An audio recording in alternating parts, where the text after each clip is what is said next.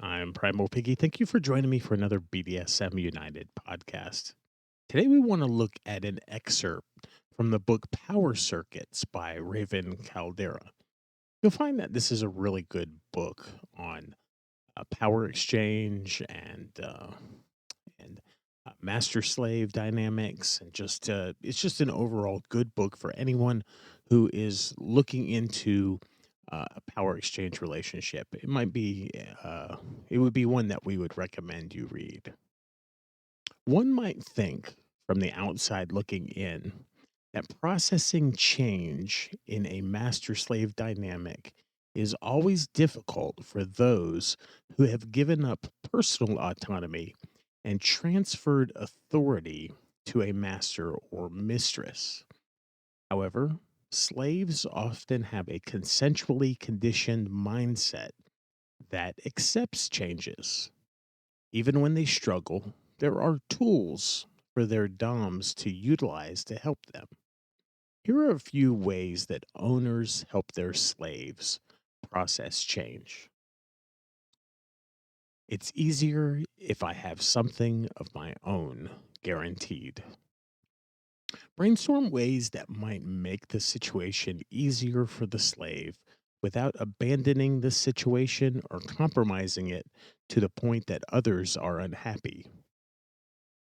For example, if one slave feels insecure when another slave sits at their master's or their mistress's feet and watches TV with her, perhaps they can sit somewhere else equally meaningful, assuming that the dominant invests it with meaning, or do a special job, or they get a certain number of nights where they get the floor space. The answer is not for the other slave to have to give up the floor space forever. It's more empowering for all involved if they can find a solution that works for everyone. I'm pleasing my owner. Remind the slave that the difficult situation pleases their master or mistress. Someone who is on the bottom side of a high intensity power dynamic wouldn't be there unless pleasing their dominant was one of their motivations. They want to know that they're a good girl or a good boy or a good slave, and that their master or mistress is made happy by their behavior. Find ways for them to concentrate on this, perhaps with a mantra. This makes my owner happy. I want to see them happy. Boy, am I owned. One of the weird but great things about a power dynamic is that a slave can become both emotionally fulfilled and sexually turned on by not getting things their way. It's one of those things about the slave mindset that people who haven't been there just don't understand. This isn't what I wanted, isn't what I would have chosen. That means I'm really not in control, that I'm really a slave. I can gauge how much of a slave I am by the fact that my preferences are not the priority here. Wow, I really am a slave. That's wonderfully comforting to me. Or alternately, that's so hot. If handled carefully, this can be a real enforcer of the dynamic, bringing home to them just how owned they are and making them feel contented with that fact. Job well done. Raven Caldera says, my boy used to comfort himself about cleaning the litter boxes, a job he hated because it reminded him of the cats he was allergic to.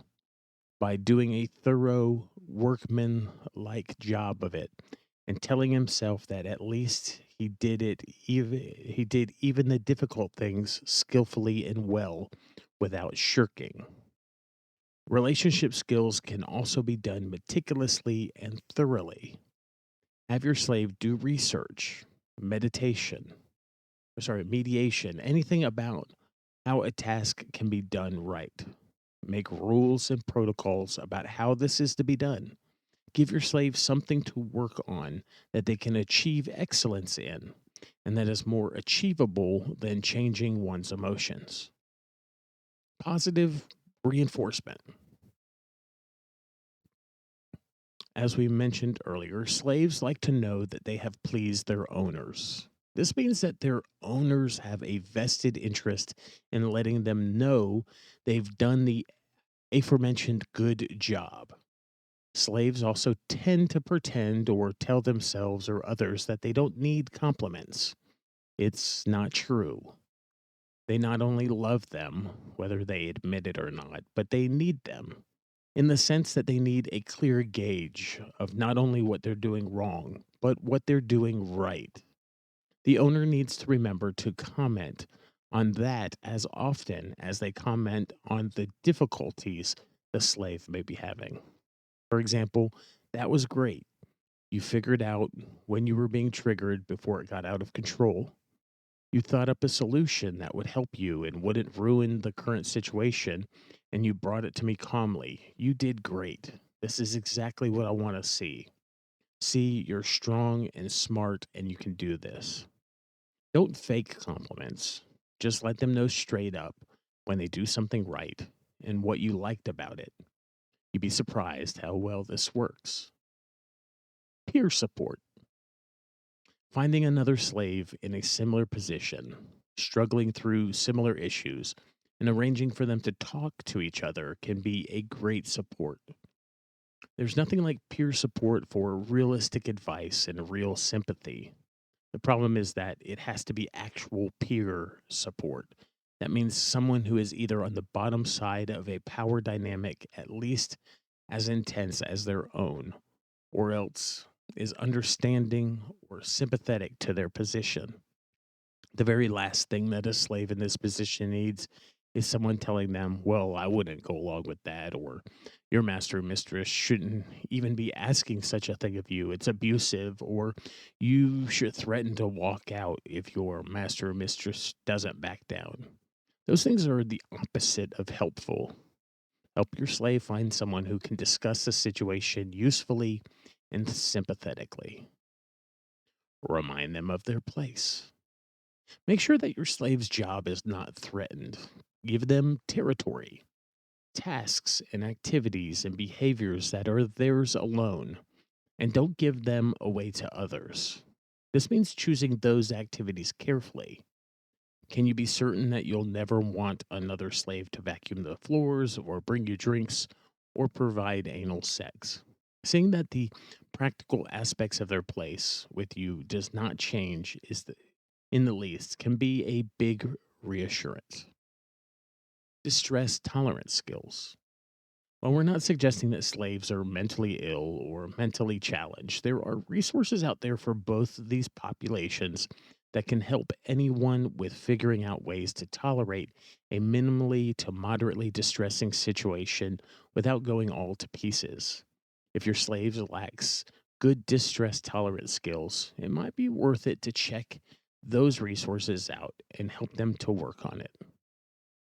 Again, I'm Primal Piggy. Thank you for joining me for this BDSM United podcast, where we looked at excerpts from a book called Power Circuits by the author Raven Caldera. It's definitely something that we recommend, and I will put an affiliate link in the original podcast description.